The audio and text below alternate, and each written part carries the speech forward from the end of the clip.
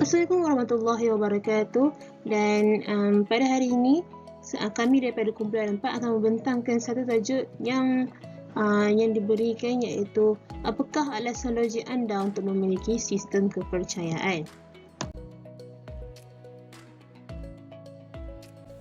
Saya Nur Akila binti Muhammad Azani, nombor matrik 12017999. Saya akan mulakan dengan latar belakang kajian. Setiap kaum di Malaysia mempunyai latar belakang yang berbeza dari sudut agama, budaya, adat dan sebagainya. Setiap masyarakat berpegang kepada ajaran agama dan mempunyai kepercayaan yang tersendiri terhadap suatu amalan yang diamalkan dalam kehidupan. Apabila kita menyebut tentang kepercayaan, ianya lebih berkait rapat dengan kepercayaan dalam keagamaan. Oleh itu, setiap agama mempunyai kepercayaan masing-masing terhadap suatu perkara dan perlu diikuti oleh penganutnya. Setiap individu perlu mengambil tahu kepercayaan yang dipeganginya. Sebagai contoh, dalam agama Islam, orang Islam wajib percaya kepada dua rukun, iaitu rukun iman dan rukun Islam.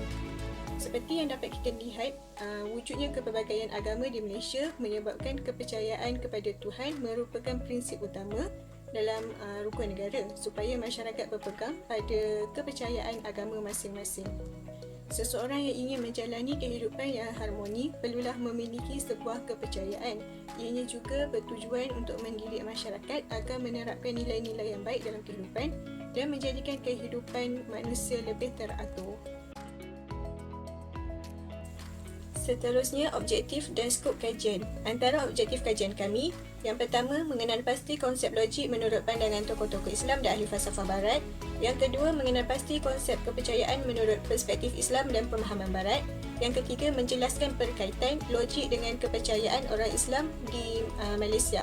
Skop kajian kami memfokuskan konsep sebenar bagi logik dan kepercayaan dalam aspek keagamaan dari perspektif Islam dan pemahaman Barat. Disebabkan adanya kepercayaan dalam setiap agama, maka skop kajian kami lebih tertumpu kepada kepercayaan dalam agama Islam. Assalamualaikum warahmatullahi wabarakatuh. Nama saya Nur Alif binti Cik Embut, nombor matrik 12017993. Sorotan literature dalam membincangkan alasan logik yang diketengahkan, iaitu untuk mempunyai sebuah sistem kepercayaan. Kebanyakan kajian-kajian lepas adalah mengenai kepentingan mempunyai kepercayaan dan agama. Manakala bagi kajian literature yang menyentuh tentang logiknya pula adalah sukar untuk diperolehi. Kajian yang dijalankan oleh Syamsul Kamaruddin adalah untuk mencari kepentingan penerapan kepercayaan dan keyakinan kepada Tuhan, terutamanya bagi umat Islam. Dalam kajian tersebut, beliau telah mengemukakan beberapa kepentingan mempunyai agama dan kepercayaan walaupun berbeza agama sebagai pegangan hidup. Selain itu, pengkaji juga menjelaskan bahawa dengan bimbingan dan kepercayaan akan membentuk sasiah seseorang dan akan melahirkan rakyat Malaysia yang mempunyai akhlak yang mulia, berperibadi mulia, bermoral dan mampu untuk mencapai kesejahteraan diri. Menurut Ahmad Bashir Aziz dari Jabatan Pentadbiran Muamalat Universiti Utara Malaysia, beliau membuktikan bahawa naluri manusia dengan perasaan cemas, takut dan ragu-ragu adalah pendorong utama untuk seseorang mempunyai kepercayaan dan pemikiran beragama. Keinginan manusia untuk hidup dalam keadaan aman dan sejahtera adalah asas utama yang dipupuk dalam nilai yang dibawa oleh setiap agama dan kepercayaan. Selain itu, menurut Siti Musdah Mulia, dalam kajiannya beliau menerangkan tentang kepentingan manusia mempunyai agama dan kepercayaan serta mengapa manusia tetap memerlukannya dalam kehidupan. Dalam menghadapi realiti kehidupan yang kompleks, manusia secara fiziknya sering terdedah dengan krisis seperti ketidakpastian dalam hidup. Oleh itu, agama dan kepercayaan merupakan jalan penyelesaian yang dapat membantu manusia menyesuaikan diri dengan krisis yang dihadapi. Kesimpulannya, meskipun telah banyak kajian yang telah dilakukan berkaitan dengan sistem kepercayaan ini, namun masih belum ada sebarang kajian ilmiah secara khusus dibuat mengenai alasan logik seseorang itu memiliki sebuah sistem kepercayaan. Assalamualaikum warahmatullahi wabarakatuh. Nama saya Aida Syazwani binti Mustafa, nombor matrik 1201809. Metodologi kajian. Metodologi kajian merupakan satu pendekatan saintifik yang digunakan untuk mencari jawapan atau penyelesaian kepada sesuatu masalah atau persoalan yang hendak dikaji. Pengkaji dapat menerangkan kaedah yang digunakan untuk menyiasat sesuatu masalah melalui metodologi kajian. Pada kajian kami ini, kami menggunakan penyelidikan kualitatif. Data kualitatif berbentuk deskriptif, berupa kata-kata lisan atau tulisan tentang tingkah laku manusia yang dapat diamati. Data kualitatif terhasil daripada 3 jenis data. Yang pertama ialah hasil pemerhatian, iaitu huraian terperinci tentang situasi, kejadian, interaksi dan tingkah laku yang diamati di lapangan. Yang kedua ialah hasil pembicaraan, di mana kutipan langsung dari pernyataan orang tentang pengalaman, sikap, keyakinan dan pemikiran mereka dalam kesempatan temu bual mendalam. Dan akhir sekali ialah bahan bertulis, ialah petikan atau keseluruhan dokumen, surat menyurat, rakaman dan kes sejarah. Mengenal pasti konsep logik. Logik berasal daripada perkataan Yunani iaitu logos yang membawa maksud kata atau fikiran yang benar. Menurut Aristoteles, logik adalah ajaran tentang fikir secara ilmiah yang membicarakan bentuk fikiran itu sendiri dan hukum hakam yang menguasai fikiran. Manakala dari segi pandangan Islam pula, logik ini dikenali sebagai ilmu mantik yang membawa maksud berbicara atau berucap. Menurut Al-Farabi, logik memberikan aturan-aturan yang dengannya manusia dapat membezakan yang benar dan yang salah dan terhindar dari kemungkinan terjatuh dalam kekeliruan. Bagi Al-Ghazali pula, logik merupakan mukadimah atau permulaan bagi seluruh ilmu. Bahkan di dalam bukunya yang berjudul Al-Mustashfa fi Ilmi Al-Usul, Al-Ghazali mengatakan bahawa sesiapa yang tidak menguasai ilmu logik, maka pengetahuannya tidak dapat dipercayai sama sekali. Pemikiran logik. Pemikiran logik ini adalah salah satu cara seseorang untuk melihat sesuatu dan daya usaha untuk mengenal pasti apa yang salah dan apa yang betul mengikut logiknya. Pemikiran logik ini ialah cara pemikiran yang gemar digunakan dan dipraktikkan dalam membuat serta merancang sesuatu perkara. Secara umumnya, logik adalah apa yang boleh difahami oleh akal manusia dengan menggunakan bukti bagi menjelaskan sesuatu yang kabur dan tidak jelas pada mulanya. Dalam konteks pengaruh logik dalam membuat pilihan pula, manusia secara fitrahnya berkemampuan untuk berfikir secara logik dan analitik dan diakhiri dengan kesimpulan. Oleh itu, setiap manusia mempunyai hak dan pilihan tersendiri untuk memilih apa yang difikirkan baik untuk diri dan kehidupan mereka. Walaupun dua orang dapat berfikir tentang hal yang sama, pemikiran mereka mungkin berbeza dari segi logik dan tidak logik. Akhir sekali, pemikiran logik ini juga sedikit sebanyak merupakan penyumbang utama kepada logiknya seseorang memilih sistem kepercayaan serta agama mereka. Hal ini kerana agama dan kepercayaan merupakan fenomena universal seantara manusia. Walaupun tidak semua manusia mempunyai agama, namun pada hakikatnya mereka mempunyai keyakinan masing-masing. Pada mengenal pasti konsep kepercayaan. Kepercayaan pada umumnya bermaksud akuan akan kebenaran sesuatu perkara. Ia merupakan sesuatu keyakinan terhadap Tuhan, roh, gaib atau suci yang menghasilkan suatu bentuk penyembahan. Konsep kepercayaan boleh difahami sebagai konsep kepercayaan kepada Tuhan. Namun begitu, terdapat juga pemahaman lain mengenai konsep kepercayaan ini. Menurut Meyer, Davis dan Scorman 1995, kepercayaan adalah kesediaan seseorang untuk menjadi rentan terhadap tindakan pihak lain berdasarkan harapan bahawa yang lain akan melakukan tindakan tertentu yang penting untuk truster. Terlepas dari kemampuan untuk memantau atau mengontrol pihak lain, kepercayaan refleksi sebuah harapan, asumsi atau keyakinan seseorang tentang kemungkinan bahawa tindakan seseorang di masa akan datang akan bermanfaat, baik dan tidak merosakkan kepentingannya. Menurut Kiristov 2000 mendeskripsikan kepercayaan sebagai keyakinan individu dan kemahuan untuk bertindak atas dasar kata-kata, tindakan dan keputusan orang lain, hal-hal yang dapat menyebabkan seseorang mempercayai orang lain, iaitu berkembangnya sistem kepercayaan melalui pengalaman hidup seseorang, aturan atau norma yang ada pada lembaga atau masyarakat dan adanya pengalaman menjalin hubungan. Jadi dapat disimpulkan bahawa pemahaman konsep kepercayaan dari mereka ini adalah suatu harapan positif dan asumsi atau keyakinan dari seseorang yang dipegang dan ditujukan kepada orang lain bahawa orang lain tersebut akan berperilaku seperti yang diharapkan dan dibutuhkan. Nah, seterusnya kita lihat kepada konsep kepercayaan di dalam Islam.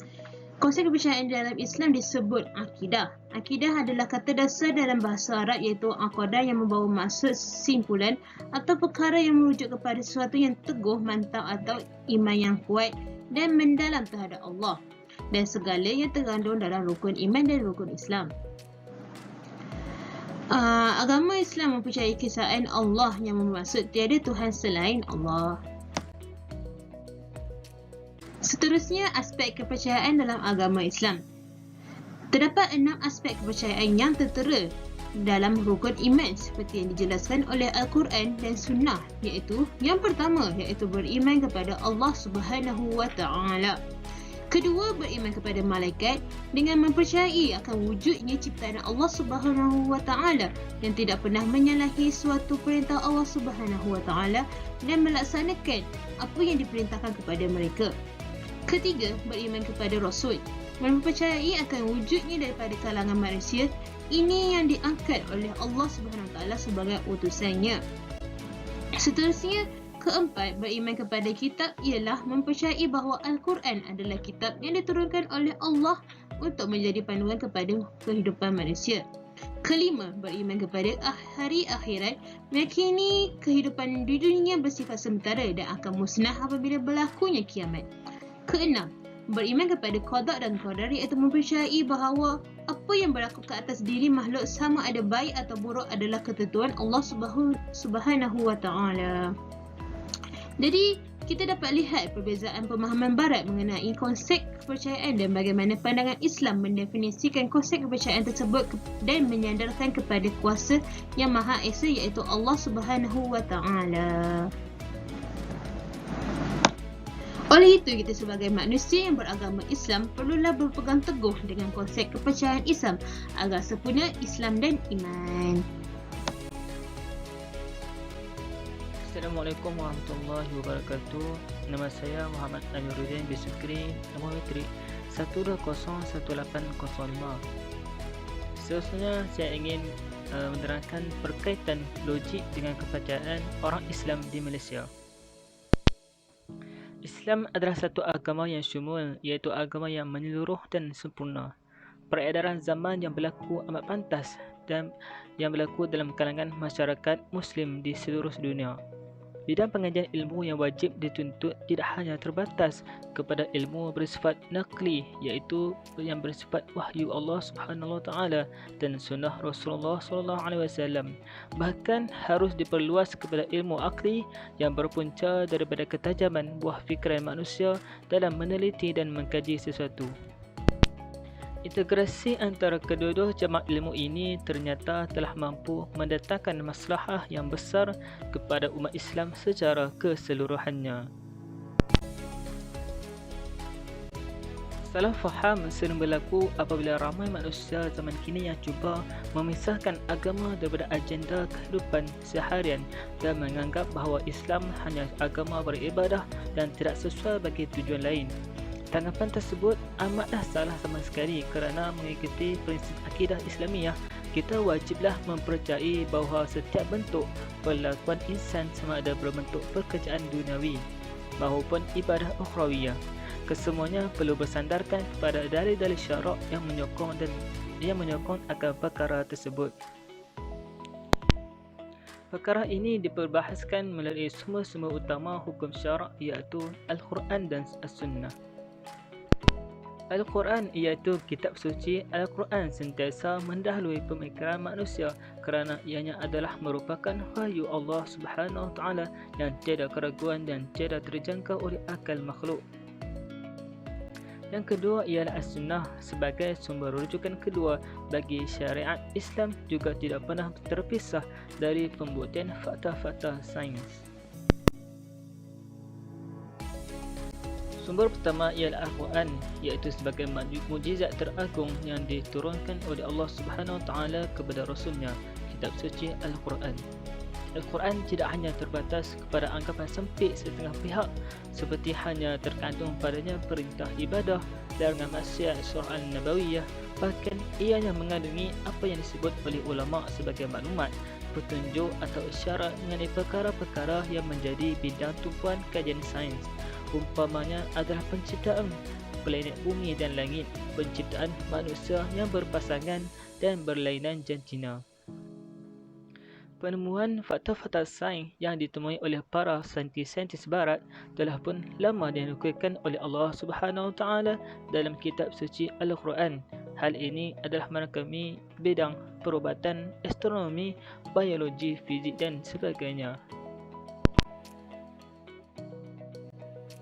Contoh terbesar yang boleh diambil ialah melalui pernyataan secara jelas oleh Allah Subhanahu Wa Taala dan menunjukkan penemuan bidang astronomi dan penciptaan bumi dan langit melalui surah Al-Anbiya ayat 30 yang berbunyi, dan apakah orang-orang yang tidak beriman tidak mengetahui bahawasanya langit dan bumi itu keduanya adalah suatu yang padu, kemudian kami pisahkan antara keduanya, dan daripada air kami jadikan segala sesuatunya hidup.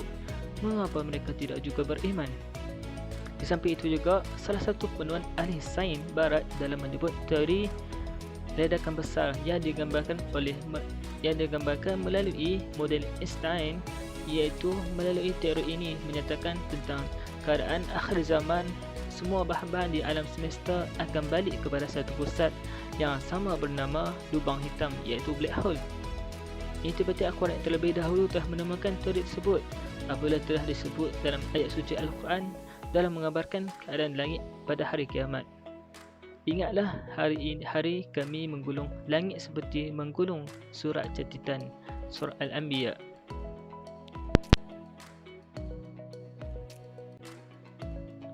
Syariat yang kedua ialah Al-Sunnah, iaitu sebagai sumber rujukan kedua bagi syariat Islam, juga tidak pernah terpisah dari pembuktian fakta-fakta sains. Contoh termudah iaitu melalui hadis Rasulullah SAW yang menjelaskan secara panjang lebar tentang proses kejadian manusia yang telah dikeluarkan oleh Imam Al-Bukhari.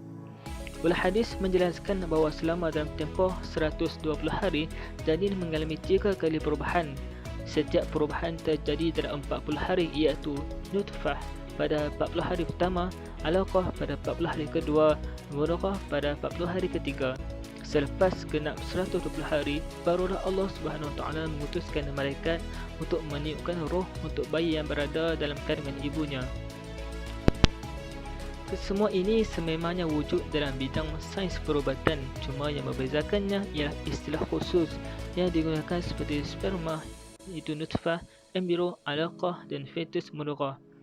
Jadi kesimpulannya, kepercayaan orang Islam sudah lama terbukti sejak dahulu lagi dan mempunyai bukti logik serta hujah berdasarkan wahyu yang diturunkan kepada Nabi Muhammad SAW. Sebagai kesimpulan yang dapat kami perolehi adalah kajian ini telah memenuhi objektif kajian dan menjawab persoalan-persoalan dalam kajian. Dapatan kajian menunjukkan bahawa sistem kepercayaan memainkan peranan yang amat penting dalam kehidupan seseorang. Hal ini kerana sistem kepercayaan dapat mempertingkatkan moral dan juga menjaga etika manusia. Sebagai contoh, kepercayaan atau ajaran Konfusiisme menekankan prinsip-prinsip hidup yang baik termasuk perasaan kemanusiaan terhadap orang lain.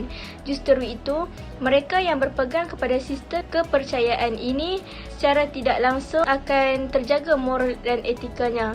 Seterusnya, sistem kepercayaan juga penting kerana ianya mampu mengeratkan kesepaduan sosial dalam masyarakat.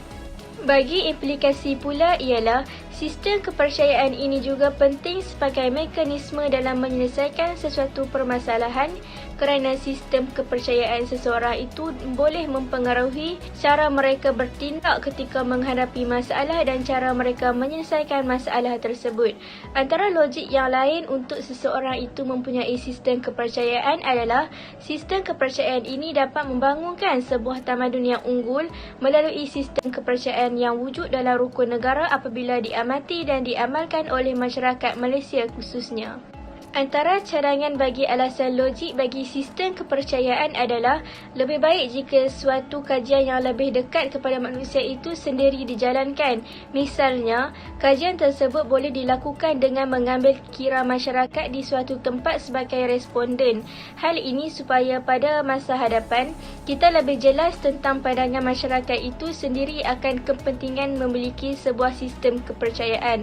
Kajian pada masa hadapan juga perlu mengkaji tentang pandangan-pandangan mereka yang tidak mempunyai sistem kepercayaan dan apakah signifikasinya untuk mereka berpegang dengan pegangan sedemikian.